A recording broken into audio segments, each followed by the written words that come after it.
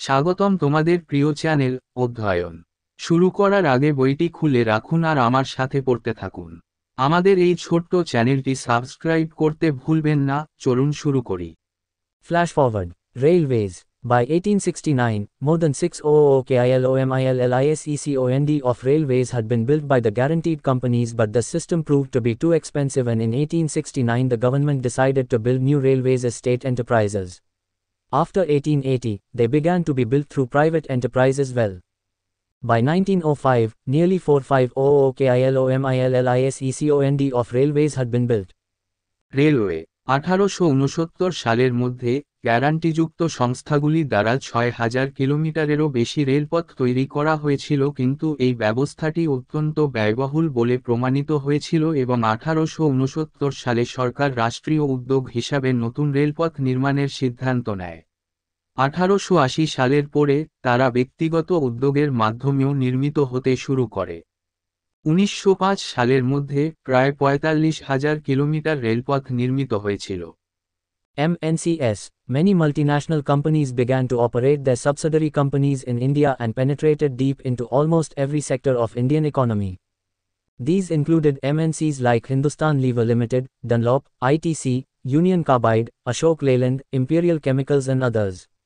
Even after independence, these MNCs continued to maintain their stronghold in Indian market. অনেক বহুজাতিক company ভারতে তাদের সহায়ক কোম্পানিগুলি পরিচালনা করতে শুরু করে এবং ভারতীয় অর্থনীতির প্রায় প্রতিটি ক্ষেত্রে গভীরভাবে প্রবেশ করে।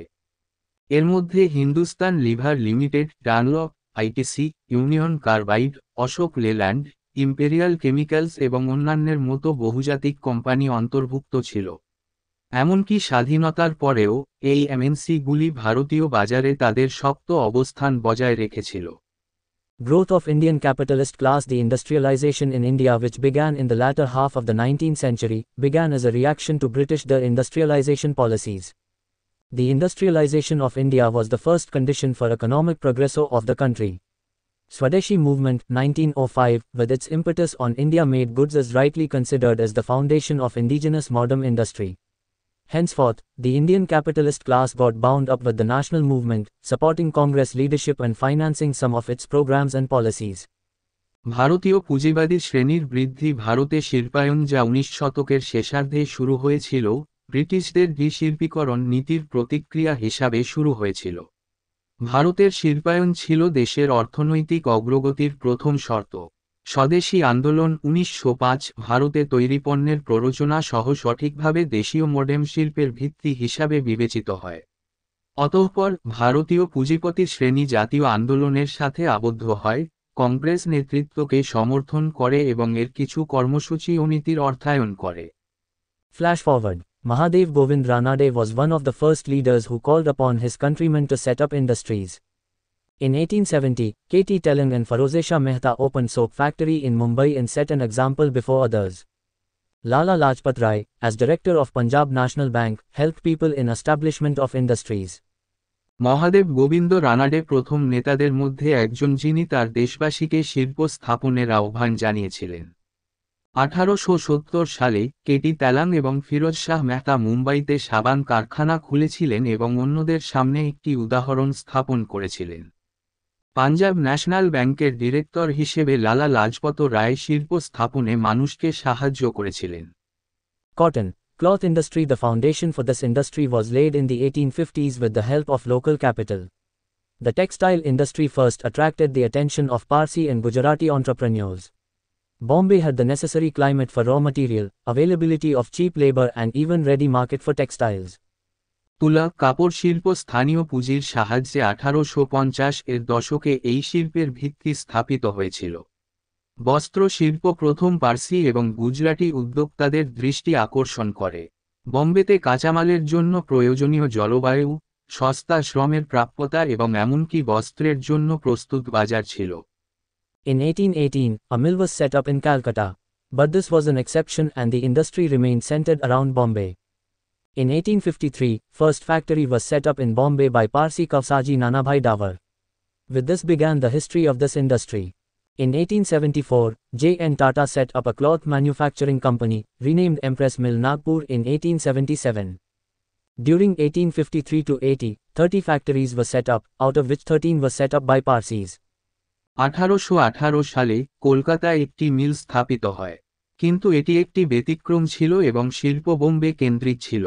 1853 সালে বোম্বেতে পার্সি কাভসাজি নানাভাই দাভার প্রথম কারখানা স্থাপন করেন।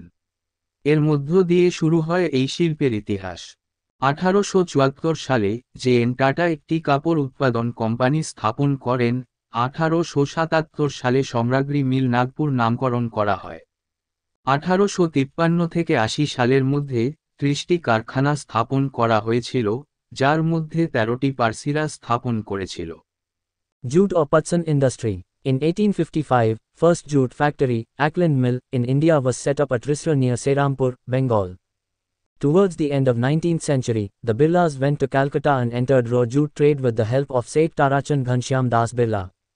In 1919, Birla Jute Company was established. 1940 onwards Ghanshyam Das Birla bought several companies from the English and expanded his business, thus establishing the predominance of Indians in jute industry. পাট বা পুটসন শিল্প। 1855 সালে ভারতের প্রথম পাট কারখানা অ্যাকল্যান্ড মিল বাংলার শ্রীরামপুরের কাছে রিসরায় স্থাপিত হয়। 19 শতকের শেষের দিকে বিড়লারা কলকাতায় যান এবং শেঠ তারাচাঁদ ঘনশ্যাম দাস বিড়লার সহায়তায় কাঁচা পাটের ব্যবসায় প্রবেশ করেন। 1919 সালে বিড়লা জুট কোম্পানি প্রতিষ্ঠিত হয়। 1940 এর পর থেকে ঘনশ্যাম দাস বিড়লা ইংরেজদের কাছ থেকে বেশ কয়েকটি কোম্পানি কিনেছিলেন এবং তার ব্যবসার প্রসার ঘটান, এইভাবে পাট শিল্পে ভারতীয়দের প্রাধান্য প্রতিষ্ঠা করেন। Iron steel industry. In 1907, J.N. Tata, son of Jamshedji Tata, first set up TISCO in Jamshedpur, Bihar. It produced pig iron in 1911 and steel by 1913. Later, steel companies were also set up at Mysore, Bhadravati, and Bengal. লোহা ইস্পাত শিল্প। 1907 সালে জে.এন. Tata, Jamsetji টাটার ছেলে, প্রথম বিহারের জামশেদপুরে TISCO স্থাপন করেন। এটি 1911 সালে পিগ আয়রন এবং 1913 সালে ইস্পাত তৈরি করেছিল। পরবর্তীকালে মহীশূর, ভদ্রাবতী এবং বাংলায়ও ইস্পাত কোম্পানি স্থাপিত হয়। Flash forward. Economic critique by early nationalists. After 1857, economic exploitation of India continued and even intensified in many ways. The rising Indian intelligentsia threw up the early national leaders, the moderates, who were the first to develop an economic critique of the colonial rule. Soon the critique, along with the themes built around it, emerged as the single most significant factor that contributed to the rise of the Indian national movement in the second half of the 19th century. প্রারম্ভিক জাতীয়তাবাদীদের দ্বারা অর্থনৈতিক সমালোচনা। 1857 সালের পরে ভারতের অর্থনৈতিক শোষণ অব্যাহত থাকে এবং এমনকি বিভিন্ন উপায়ে তীব্র হয়। ক্রমবর্ধমান ভারতীয় বুদ্ধিজীবীরা প্রাথমিক জাতীয় নেতাদের মধ্যপন্থী ছুঁড়ে ফেলেছিল, যারা প্রথম উপনিবেশিক শাসনের অর্থনৈতিক সমালোচনা তৈরি করেছিল। শীঘ্রই সমালোচনা এর চারপাশে নির্মিত থিমগুলির সাথে একক সবচেয়ে উল্লেখযোগ্য কারণ হিসাবে আবির্ভূত হয়, যা 19 শতকের দ্বিতীয়ার্ধে ভারতীয় জাতীয় আন্দোলনের উত্থানে অবদান রেখেছিল। In the beginning, the educated middle class supported British rule in India as they felt that British rule was needed to modernize India.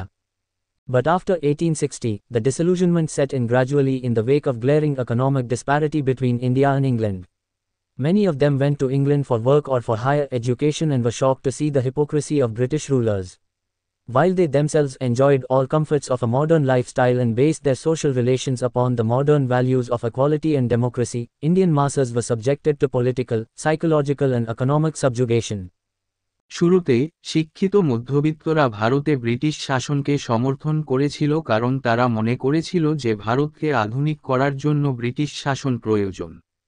কিন্তু 1860 সালের পর ভারত ও ইংল্যান্ডের মধ্যে প্রকট অর্থনৈতিক বৈষম্যের পরিপ্রেক্ষিতে ধীরে ধীরে মোহভঙ্গ হয়।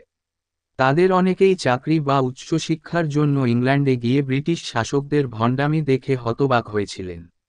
যদিও তারা নিজেরা আধুনিক জীবনধারার সমস্ত আরাম উপভোগ করেছিল এবং সাম্য ও গণতন্ত্রের আধুনিক মূল্যবোধের উপর তাদের সামাজিক সম্পর্কের ভিত্তি করেছিল, ভারতীয় জনসাধারণ রাজনৈতিক, মনস্তাত্ত্বিক এবং অর্থনৈতিক পরাধীনতার শিকার হয়েছিল।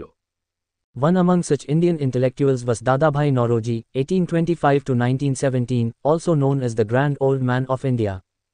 He was also the first economic thinker of India and was the first to give the theory of drain of wealth in his book The Poverty and British Rule in India, 1901. Another stalwart economic thinker of this time was R.C. Dutt.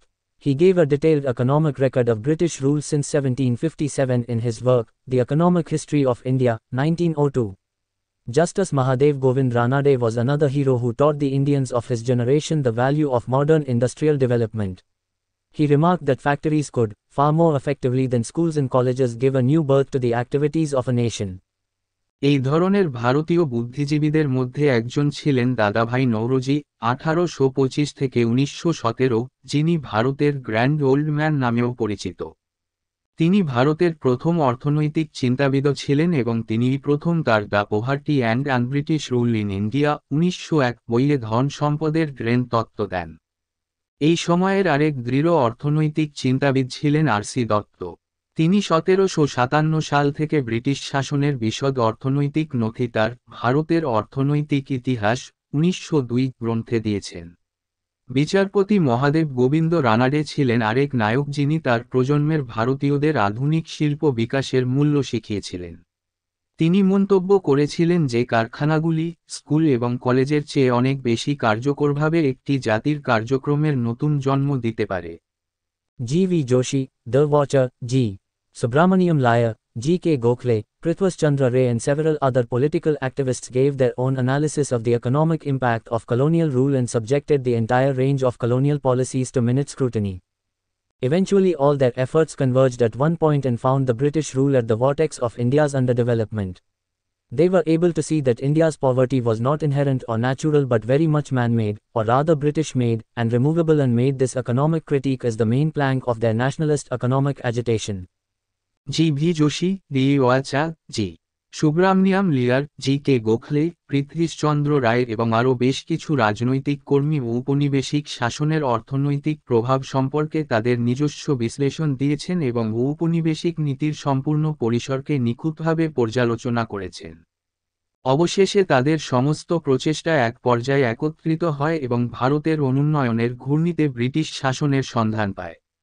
তারা দেখতে সক্ষম হয়েছিল যে ভারতের দারিদ্র্য সহজাত বা প্রাকৃতিক নয়, বরং এটি অনেক বেশি মানবসৃষ্ট, বা বরং ব্রিটিশদের তৈরি এবং অপসারণযোগ্য, এবং এই অর্থনৈতিক সমালোচনাকে তাদের জাতীয়তাবাদী অর্থনৈতিক আন্দোলনের প্রধান তক্তা হিসাবে তৈরি করেছে।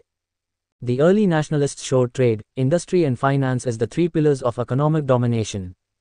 They highlighted that economic exploitation of India was no longer carried out by the crude tools of plunder and tribute but through more sophisticated modern phenomenon of free trade. Of particular concern to them was the decline of Indian traditional handicraft industry. They looked upon foreign capital as disguised evil and were unanimous on the view that India's future economic development should be based on Indian capital and not foreign capital. প্রাথমিক জাতীয়তাবাদীরা বাণিজ্য, শিল্প এবং অর্থকে অর্থনৈতিক আধিপত্যের তিনটি স্তম্ভ হিসাবে দেখিয়েছিল। তারা হাইলাইট করেছিল যে ভারতের অর্থনৈতিক শোষণ আর লুণ্ঠন এবং শ্রদ্ধার অশোধিত হাতিয়ার দ্বারা পরিচালিত হয়নি, বরং মুক্ত বাণিজ্য এর আরও পরিশীলিত আধুনিক ঘটনার মাধ্যমে। তাদের কাছে বিশেষ উদ্বেগের বিষয় ছিল ভারতীয় ঐতিহ্যবাহী হস্তশিল্পের পতন। তারা বিদেশি পুঁজিকে ছদ্মবেশী মন্দ হিসাবে দেখেছিল এবং ভারতের ভবিষ্যৎ অর্থনৈতিক উন্নয়ন বিদেশি পুঁজির উপর নয় বরং ভারতীয় পুঁজির উপর ভিত্তি করে হওয়া উচিত বলে একমত ছিল। On the expenditure side, G.V. Joshi denounced investment on railways as Indian subsidy to British industries and Tilak equated it to decorating another's wife. The early economists highlighted that developmental and welfare departments were starved at the cost of those departments that fulfilled British needs such as defense. However, the drain theory remained the backbone of the economic critique of British rule. ব্যয়ের দিক থেকে জি.ভি. Joshi রেলওয়েতে বিনিয়োগকে British শিল্পে ভারতীয় ভর্তুকি বলে নিন্দা করেছিলেন এবং তিলক একে অন্যের স্ত্রীকে সাজানোর সমতুল্য বলে উল্লেখ করেছিলেন। প্রারম্ভিক অর্থনীতিবিদরা হাইলাইট করেছিলেন যে উন্নয়নমূলক এবং কল্যাণ বিভাগগুলি সেই বিভাগের খরচে অনাহারে ছিল যেগুলি ব্রিটিশদের প্রতিরক্ষার মতো প্রয়োজনগুলি পূরণ করেছিল। যাই হোক, ড্রেন তত্ত্বটি ব্রিটিশ শাসনের অর্থনৈতিক সমালোচনার মেরুদণ্ড ছিল। Drain of wealth. Dadabhai Naoroji first explained drain of wealth from India in his article, England's Debt to India, which he read out in the Conference of East India Association, the 2nd of May 1867. He was also the first to give the theory of drain of wealth in his book The Poverty and British Rule in India, 1901. Nauroji declared this drain of wealth as the chief cause of all diseases and destitution in India. In 1896 Calcutta session of the Congress, his drain of wealth theory was first accepted, and it was in 1906 Calcutta session that Nauroji demanded Swaraj or self-rule based on this theory. He also referred to the moral drain. সম্পদের নিষ্কাশন দাদাভাই নওরোজি তার ভারতের প্রতি ইংল্যান্ডের ঋণ প্রবন্ধে ভারত থেকে সম্পদের নিষ্কাশন প্রথম ব্যাখ্যা করেছিলেন, যা তিনি ইস্ট ইন্ডিয়া অ্যাসোসিয়েশনের সম্মেলনে 2 মে 1867 পড়েছিলেন। তিনিই প্রথম তার the poverty and un-British rule in India 1901 বইয়ে ধন সম্পদের ড্রেন তত্ত্ব দেন। নওরোজি সম্পদের এই নিষ্কাশনকে ভারতে সমস্ত রোগ অনিষ্টের প্রধান কারণ হিসাবে ঘোষণা করেছিলেন।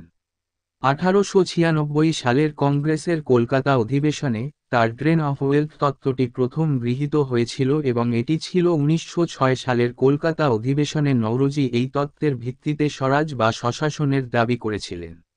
তিনি নৈতিক ড্রেন উল্লেখ করেছেন, consisting of the exclusion of Indians from positions of trust and responsibility in their own land.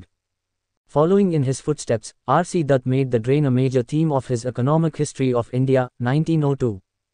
He remarked, "Taxation raised by a king, says the Indian poet, is like the moisture sucked up by the sun, to be returned to the earth as fertilizing rain, but the moisture raised from the Indian soil now descends as fertilizing rain largely on other lands, not on India." So great an economic drain out of the resources of a land would impoverish the most prosperous countries on earth. It has reduced India to a land of famines more frequent, more widespread, and more fatal than any known before in the history of India or of the world.